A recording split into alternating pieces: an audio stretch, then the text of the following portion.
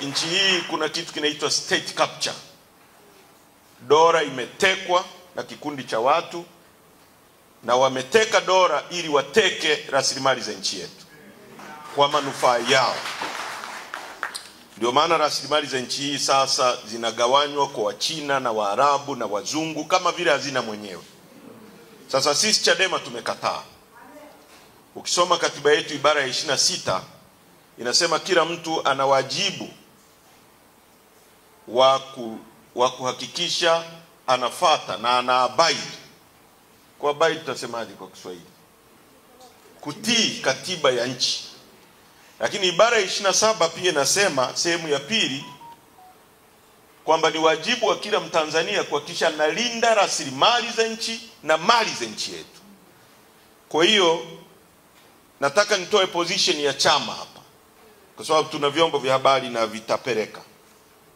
Msimamo wetu wa kulinda rasilimali za nchi yetu na kuzipigania kwa tone la mwisho la damu yetu uko pale pale na hatutarudi. Tunaishi kwenye nchi yenye rasilimali nyingi, lakini watu wake ni maskini kwa sababu ya viongozi ambao wamejigeuza kuwa miungu watu, viongozi ambao wanafanya ujambazi kwa kulindwa na vyombo vyetu vya dola. Na hata wale wanaokemea wasifanye ujambazi huo wanashughulikiwa na vyombo vya dola. Wamemkamata Lissu, wanamfungulia kesi ya uhaini. Tarehe 20 mwezi wa 5 mwaka 2022 mimi nilikuwa miongoni mwa watu tulioteuliwa kwenda Ikulu na chama chetu kwenye kikao cha maridhiano. Na Rais Samia alituahidi kwamba cha kwanza, mambo yaliyofanywa na mtangulizi wake ikiwemo kuharibu uchaguzi wa mwaka 2019 na 2020, utekwaji wa watu, kudhulumu mali za watu, kuonea watu, hayatajirudia kwenye utawala wake. Hiyo ni kauli yake mimi nikiwepo Ikulu. Na akarudia kwenye vikao ambavyo tulifanya vya maridhiano, Kinana akimwakilisha, na tuna nyaraka ambazo hayo mambo yaliandikwa na yakasainiwa. Lakini chini ya utawala wake wametekwa maelfu ya watu, mamia ya watu, akiwemo mjumbe wa CCM wa mkutano mkuu anatoka kule Tarime anaitwa Daniel Chonchole. Ametekwa leo ni siku ya 25. Kila siku wanatekwa watu katika nchi hii. Wanapotea, familia zinabaki zinanungunika. Hebu jiulize wewe, mtu unayemfahamu, mtu mzima, leo apotee, hujui kama amekufa, hujui uomboleze, hujui ufanye nini. Hebu fikiria mtu huyu anavyotesa familia hiyo kwa kiwango hicho. Fikiria mtoto wako, fikiria ndugu yako.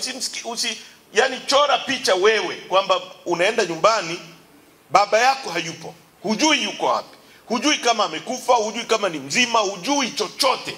Familia inabaki kwenye maombolezo kila siku, miaka baada ya miaka. Kwa jinsi Mungu alivyotuumba, mtu wetu akifa, tukimzika tunakuwa na amani, tunajua ndugu yetu yuko pale na tunakuwa tunamwangalia. Lakini mtu amepotea, mtu mzima. Sasa chini ya utawala wa Rais Samia watu wanatekwa, watu wanapotea. Lissu amekamatwa. Actually kabla ya Lissu, Rais Samia aliattempt kumpa mwenyekiti wetu wa wakati ule Freeman Mbowe kesi ya ugaidi, ya uongo. Hukumu ya kesi ya ugaidi ni kunyongwa mpaka kufa. Una binadamu mwenzako ambaye hujamuumba wewe, unajua kutoka moyoni kwamba hana kosa, unampa kesi ya ugaidi ya uongo ili umnyonge mpaka afe kwa sababu ya madaraka, kwa sababu ya vyama vingi ambavyo nyewe wenyewe mlivianzisha ili tushindane. Sisi hatuko hapa kwa ajili ya kumsifia Rais Samia, tuko hapa kushindana naye, tushinde dola, tuweke sera zetu. Kwa sababu yeye yuko kwenye madaraka, anatumia vyombo vya dola kutufungulia kesi ya uongo ili tukihukumiwa tunyongwe mpaka kufa. Leo mwenyekiti wetu mwingine chini ya kipindi cha miaka mitatu ya Rais Samia amefunguliwa kesi ya uhaini, treason. Hukumu yake ni kunyongwa mpaka kufa. Rais Samia anataka Lissu anyongwe mpaka afe. Mtu ambaye alipigwa risasi 16, Mungu akamsimamisha.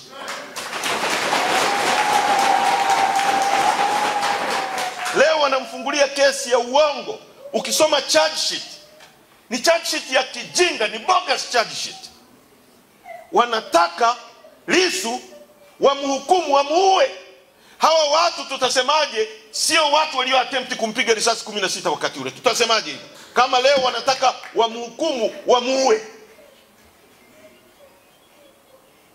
Sasa nataka niseme mbele yenu, mimi ambaye nimebaki nasimamia chama hiki, sitarudi nyuma, tunasonga mbele.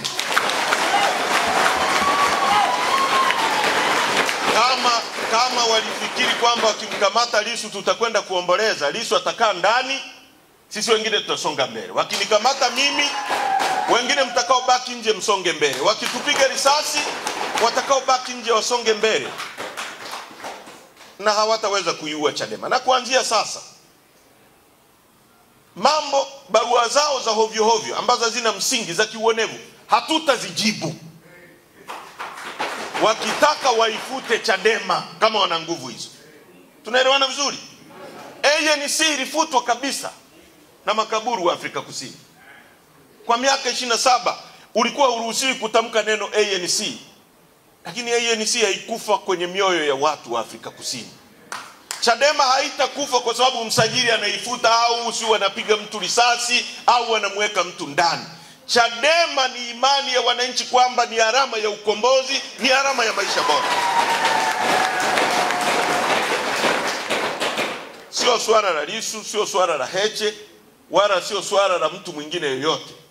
Ni swala la imani ya wananchi kwamba hiki ndio chama kitakachowapa ukombozi wa kweli. Tunaelewana ndugu zangu? Kwa hiyo tunasonga mbele. Wamemkamata mwenyekiti wetu, kesi ya uhaini ya uongo, kwa sababu amesema madini ya nchi hii yanachukuliwa, yanakabidhiwa kwa wageni. Tulikuwa mkoa wa Ruvuma, tunakutana na maelfu ya maroli yanasomba makaa ya mawe. Tutazungumza kwenye mkutano wa hadhara. Watoto wetu wanabaki maskini. Makaa ya mawe ni utajiri ambao Mungu ameweka hapa ili tukianza kuchimba chuma tuwe na uwezo wa kukiyeyusha, kwa sababu umeme unaoweza kuyeyusha makaa ya mawe kwa gharama ya chini ni umeme wa makaa ya mawe. Sisi tunachuma hapo Ludewa. Unapochukua makaa ya mawe unagawa kwa Wachina, wanaenda kujenga uchumi wao. Siku ukitaka kuyeyusha chuma chako, utaenda tena kununua kutoka nje urudishe ndani. Kuna akili hapo ndugu zangu? Kuna akili hapo? Tunapoyasema haya, wanataka kutufungulia kesi ya uhaini. Lissu amesema tuasi dhidi ya mifumo miovu, mifumo kandamizi. Hii sio kauli ya Lissu, ni kauli ya Mwalimu Nyerere. Alisema nchi hii inahitaji vijana jeuri watakao asi dhidi ya mifumo kandamizi, na sisi tuko tayari kuasi dhidi ya mifumo kandamizi. Hatuko tayari kwenda kwenye uchaguzi ambao tunajua mshindi tayari, na wameshaanza bungeni. Mnasikia wanasema Rais Samia amteue Majaliwa kuwa waziri mkuu. Wabunge wa CCM wanasema hivi. Alafu kuna mwanachadema anasema twende kwenye uchaguzi wa aina hiyo, ambao tayari wao CCM wanasema rais yupo, na tayari wanataka wateue waziri mkuu. Tayari wanasema Nchimbi ni makamu wa rais, anapewa protokoli za kimakamu wa rais, analindwa na vyombo vya dola, na nyie mnataka twende kuraba stamp uchaguzi wa aina hiyo? Twende kuupa uhalali uchaguzi huo? Rais Samia leo anaona mtu anayeweza kushindana naye, kama tukiamua labda kwenda kwenye uchaguzi ni Lissu, anampa kesi ya uhaini. Nataka tushiriki mambo haya? Nataka tushiriki mambo haya? Tumesema no reforms, na hatuwezi kurudi nyuma. Ndio msimamo wa chama chetu. No reforms, no election. Ndio msimamo wa mkutano mkuu wa chama, ndio msimamo wa baraza kuu la chama, ndio msimamo wa kamati kuu ya chama, ndio msimamo wa viongozi mliowaweka, mkawapa amri na watasimamia amri ya mkutano mkuu, sio amri ya mtu mwingine yoyote kutoka nje. Sasa tulikuwa Ruvuma, RPC ananiambia mkitaka kuzungumza hapa msizungumze no reform. Nikamwambia kama unataka kuwa sehemu ya maamuzi ya nini kisemwe kwenye chama chetu, njoo uwe mjumbe wa mkutano mkuu na utakuwa na sehemu ya kuamua. Lakini sisi tukishaagizwa na mkutano mkuu, sisi ni kutekeleza. Tunaelewana vizuri? Wala tutachukua maamuzi ya mtu mwingine wa pembeni. Ndio msimamo wa chama. Kesi ya uhaini, bogus case, ndio mara ya kwanza kwenye mfumo wa vyama vingi kiongozi wa upinzani unayeshindana naye unampa kesi ya treason, kwa sababu amesema uchaguzi unaibiwa. Nani hajui uchaguzi wa nchi unaibiwa? Leo wanatuambia sisi tukasaini maadili, kwamba tusipo saini maadili tutaondolewa kwenye uchaguzi. Hii tume ya taifa ya uchaguzi ina maadili? Hapo inataka tukasaini maadili ambayo yenyewe haina hayo maadili. Hao wanaoiba uchaguzi ni maadili yani? Hao wanaozuia mawakala wa Chadema wana maadili hao? Hao wanaoondoa mtu mwenye degree 2 wanamwambia hajui kusoma na kuandika, alafu wanapitisha mtu wa CCM wa darasa la 7 eti anajua kusoma na kuandika, wana maadili yani? Wamemuondoa huyu kijana wakili wa mahakama kuu anagombea kijiji, wakamwambia hajui kusoma na kuandika, alafu mtu wa CCM darasa la 7 alafu anatuambia tukasaini huku. Tumesema hatusaini huku na tuko tayari kushiriki na huyu. Kama kuna mtu anasema kusema hivyo ni makosa, asimame hapa mbele yetu. Kama kuna kiongozi wa chama chetu anasema sisi kuchukua msimamo huo tunakosea, asimame hapa. Asimame hapa. Watu wanaoondoa mtu mwenye degree 2 kwamba hajui kusoma na kuandika, alafu mtu wa darasa la 7 kwamba anajua kusoma kuliko mtu mwenye degree 2, alafu anatuambia sisi tukasaini maadili. Maadili gani? Jaji Mwambegero, una maadili gani? Wewe unatekeleza unachoagizwa na bosi wako Samia Suluhu Hassan, ndiye aliyekuteua. Tume ya Taifa ya Uchaguzi ambayo Omar Ramadhani Mapuri, katibu mwenezi wa CCM, ni miongoni mwa makamishna 5 wa tume, tunaambiwa tukasaini maadili ya hiyo tume. Katibu mwenezi wa CCM ni mjumbe kwenye hiyo tume. Atatutangaza sisi au atamtangaza mwana CCM mwenzake? Mkurugenzi Kairima ni mteule wa rais, anatuambia sisi tukasaini maadili. The struggle continues, no turning back. Jambo jema sio lazima wakaliona watu wengi. Wanatutishia kwamba Chadema itakufa tusiposhiriki uchaguzi. Uchaguzi gani? Chadema itakufa hii? Na ife kama tasimamia jambo la kweli na watu wasijue kwamba tunasimamia ukweli, na ife kuliko kuwepo inasimamia uongo. Kuliko tuwe na chama kinachosimamia uongo. Tuko tayari sisi wengine kuacha hii siasa. Kama viongozi wetu mnataka mimi na Lissu tusimamie uongo, mimi siko tayari kuwa sehemu ambayo na riski maisha yangu na wakati wote na windwa, alafu nasimamia uongo na ukataa CCM. Mimi na nafasi ya kwenda CCM nikapata nafasi. Nimekataa kwenda kuwa sehemu ya uongo. Alafu mtu ananiambia niwe Chadema kwenye sehemu ya uongo huku na riski maisha yangu. Si bora niende kwenye CCM ambako nitakuwa sehemu ya uongo alafu sina riski yoyote ya maisha? Mnanielewa vizuri? Hatutakuwa tayari kusimamia uongo. Jambo la mwisho katika hotuba ya ufunguzi, kuna karatasi za madai, petition. Tunahitaji kila mwanachadema anayepinga, na Mtanzania na maaskofu mko hapa, nendeni nazo kwenye makanisa yenu. wanaopinga wizi wa uchaguzi wasaini kwenye karatasi za petition hizi hapa. Vita hii bado mbichi sana, wasijidanganye. Hakuna uchaguzi bila mabadiliko, haupo.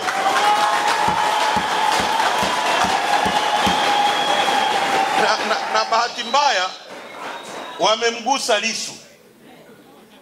Rais Samia, kikimpata chochote Lissu kwenye mikono yako gerezani, utaijibu Tanzania na utaijibu dunia. Miongoni mwa mambo tunayotaka kubadilisha ni kuwa na mahakama huru ambazo zinaweza kufanya maamuzi kwa wakati. Rais Samia aliunda tume ya haki jinai na ikampelekea mapendekezo. Miongoni mwa mapendekezo ni kwamba mtu asikamatwe kabla ya upelelezi hujakamilika na ushahidi kuwepo. Leo wanamuweka mwenyekiti wetu kwa siku zaidi ya 14, wanasema wana ushahidi 60%. Kwa nini? Wakati tume ulioiunda ikatumia pesa za walipa kodi ili kuambia kwamba msikamate mtu kabla hamna ushahidi, ili mkimfikisha mahakamani kesho yake asomewe shtaka lake, aanze kujibu mashtaka yake. Kama wanataka wamshikilie Lissu mpaka uchaguzi uishe kwa kutumia hizi mahakama, sisi kelele haitanyamaza. Dunia imezungumza na dunia itazungumza. Wakili wake wa kimataifa Robert Amsterdam amezungumza kuanzia Jumatatu Umoja wa Ulaya, bunge la Umoja wa Ulaya yataingia, Umoja wa Mataifa yataingia, nchi zote wanazo, kila sehemu tutawafanya muonekane kwa sura mlionayo. Hamwezi kujifanya sainti wakati nyinyi ni mashetani. Tutawaanika kwa vile mlivyo. Kwa hiyo Bwana Masaga, mkoa wako tunahitaji fomu hizi zaidi ya saini milioni 15. Tutazipeleka Umoja wa Mataifa. Sio kazi ngumu hii. Pigeni fotokopi, sainini hizi karatasi. Na sasa wameanza kuziwinda kwamba wataenda kwenye ofisi zetu wanavamia watu wa wanyang'anyi. Zisainini, tunahitaji hizo signature kabla ya mwezi wa 5 huu kuisha. Watanzania mfanye hii kazi kwa bidii kubwa. Kila kata itoke na hizi fomu. Mwende mzisaini. Zirudi zije makao makuu.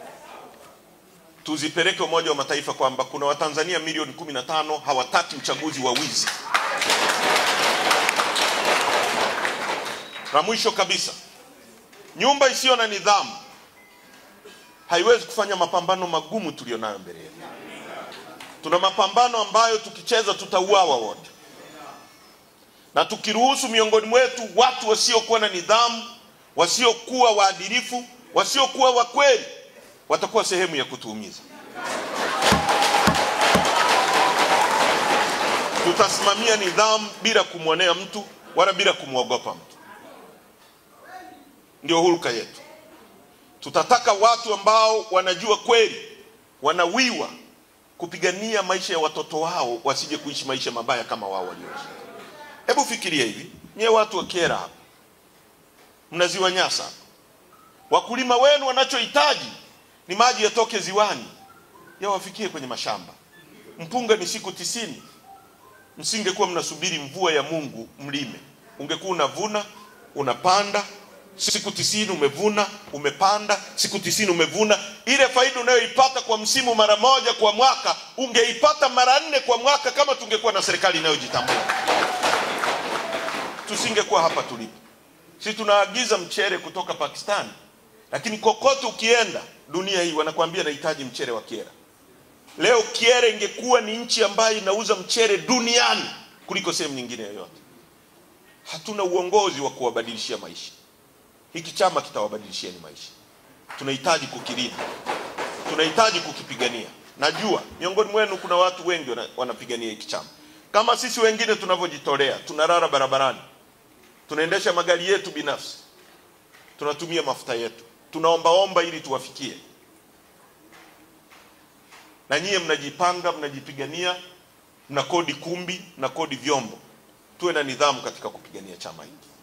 Nataka kwenye kikao cha leo tusilete mambo ya ushabiki. Tuzungumze mambo ya ukweli na tulenge katika kutibu chama chetu. Nimeenda kwenye kikao kilichokuwepo Njombe. Ni watu wanaotumiwa na mifumo ya dola kuleta chuki ndani ya chama chetu. Chadema ilikuwa familia moja. Your problem, your pain is my pain. Ndio iliyokuwa Chadema aliyoijenga Dr. Slaa, ambapo mtu akikamatwa Tarime Kyela wanalia. Leo mtu kwenye chama hiki anaweza kuigiza kwamba ameumizwa ili atengeneze mazingira ya anapita kwenye sehemu ambayo sisi wangeweza kumdhuru ili waue chama hiki na wafunge viongozi kwa uongo. Tumefikia chuki ya kiwango hicho, na anajua kabisa hajaguswa.